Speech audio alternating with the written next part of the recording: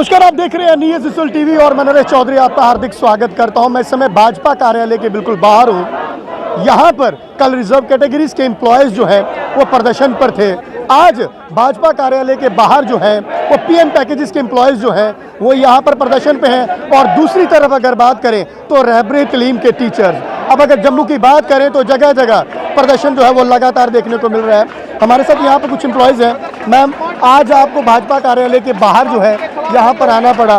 कई बार आपकी मुलाकात भी मुझे लग रहा है कि रविंद्र रैना साहब से भी हुई, आश्वासन दिए गए, आज भाजपा कार्यालय के बाहर क्यों? सर, आश्वासन तो दिए गए हम पे, बट लेकिन उन पे कोई वर्क नहीं हुआ, कोई वर्कआउट नहीं किया गया उन पे। हम आज इसीलिए यहाँ पे आए हैं। परसों एलजी महोदय जी ने एक नकारात्मक बयान दिया हमारे विषय में। हम उनको कहना चाहते कि हम सैलरीज के लिए सड़कों पे नहीं बैठे थे। हम अगर बैठे हैं सड़कों पे 256 दिन से, तो हम अपनी जानों को सुरक्षित करने के लिए बैठे हुए हैं, हमारी फैमिलीज को बचाने के लिए बैठे हुए हैं कि हमारी फैमिलीज को कोई ऐसा दुख ना लगे, अपना बच्चा खोने का या बच्चे को माँ बाप खोने का दुख ना लगे। हमारी सारी उम्मीदें अब इसी प्रशासन से, हम इन्हीं से गुहार लगाने आए हैं कि अगर आप कुछ कर सकते हैं तो प्लीज हमारी जानों को सुरक्षित कर लीजिए। हमें सैलरीज नहीं चाहिए, बट प्लीज हमारी जानें सुरक्षित कर लीजिए। एलजी के बयान पर फिर मैं एक बार कहूँगा, बयान तो एलजी साहब ने दिया, मनोज सिन्हा जी ने, पर भाजपा कार्यालय के बाहर क्यों? उम्मीदें लगती है कुछ इनसे आप? सर, हमारी सारी ही उम्मीदें इन्हीं से है और हम किसी से डे वन से उम्मीद भी नहीं लगा रहे। हाँ, एलजी महोदय से थे क्योंकि वो एडमिनिस्ट्रेशन, यहाँ एडमिनिस्ट्रेशन के हेड थे, इंचार्ज थे, लेकिन उन्होंने हमारे हक में कुछ भी नहीं कहा, बल्कि उल्टा सब कुछ कह दिया। इसीलिए अब हमारी सारी उम्मीदें जो भी है वो हमारी सिर्फ बीजेपी सरकार से ही, और हम उनसे ही दरखास्त करते हैं कि प्लीज हमें रिलोकेट कर लीजिए यहाँ पे तब तक जब तक आवाज सिक्योरिटी। मैं यहाँ पर देख रहा हूँ छोटा बच्चा भी बैठा हुआ है। जब उनसे बात हो रही थी तो उनके पिताजी कह रहे थे ओनली सोल्यूशन, और छोटा बच्चा बोल रहा था रिलोकेशन। परिवार, छोटे बच्चे भी हैं और उनके पिताजी का कहना था कि जो मुझे 5 लाख रुपए का आप मेरे घर पे चेक देने के लिए आएंगे ना, इनके लिए मुझे वो चेक नहीं चाहिए।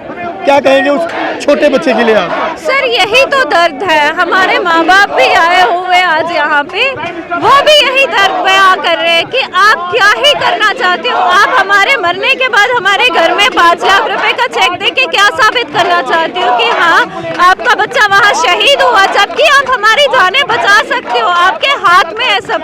एक वोट के पीछे आप हमें बता रहे हो कि वहाँ पे, जबकि बंधुआ मजदूरी बहुत ही गलत है और इस पे बहुत सारे कानून लागू है कि बंधुआ मजदूर नहीं चलेगा, लेकिन फिर भी आपने हमें एक बंधुआ मजदूर की तरह रखा हुआ है। तो आप क्या दिखाना चाहते हैं? यहाँ जो बच्चे आए हुए हैं वो अपने माँ बाप के लिए बिलखे, वो रोए, वो वहाँ पे जाके शहीद हो और उनके बच्चे यहाँ पे दर बदर अनाथ हो जाए। आप मुझे बताइए कि अगर आपका यही है, यही कहना है कि हमारे माँ बाप या हमारे बच्चे अनाथ हो जाए, हमारे माँ बाप का बुढ़ापे का सहारा छिन जाए, तो आप एक बार क्लियर कर दीजिए। हमारी इनसे अगर उम्मीद है, ये एक बार हमसे ऐसा कह दे तो हमें ऐसी जॉब्स की जरूरत नहीं है, हम अपना वे आउट कहीं और निकालेंगे। दूसरी तरफ एलजी साहब ने ये भी कहा है कि हम आपकी पूरी सुरक्षा की जिम्मेवारी लेते हैं, उसके बाद वो भी आप लोग जो है वो रिजाइन नहीं करना चाहते। सर, सुरक्षा तो उन्होंने कई बार बोला। जब सुपिंदर कौर और दीपक चंद जी की मृत्यु हुई थी उस वक्त भी उन्होंने कहा था कि इसके आगे कोई किलिंग नहीं होगी, लेकिन राहुल भट्ट जी, उसके बाद ही राहुल भट्ट जी अपने हेडक्वार्टर, तहसील हेडक्वार्टर में मारे गए। तो आप मुझे बताइए, वहाँ पे इतनी ज्यादा सिक्योरिटी होने के बावजूद भी 3 कमरे लांग के वो टेररिस्ट उनको गोलियों से छल्ली कर गए, तो सिक्योरिटी कहाँ थी? स्कूल में हमारी रंजनी बालाजी की हत्या कर दी गई, तो सिक्योरिटी कहाँ थी? ऐसे ही हमारे पूरन कृष्ण भट्ट जी जो अपने घर में मारे गए, तो बताइए कि सिक्योरिटी कहाँ है? कहाँ सिक्योरिटी है? कौन सी रिहेबिलिटेशन है?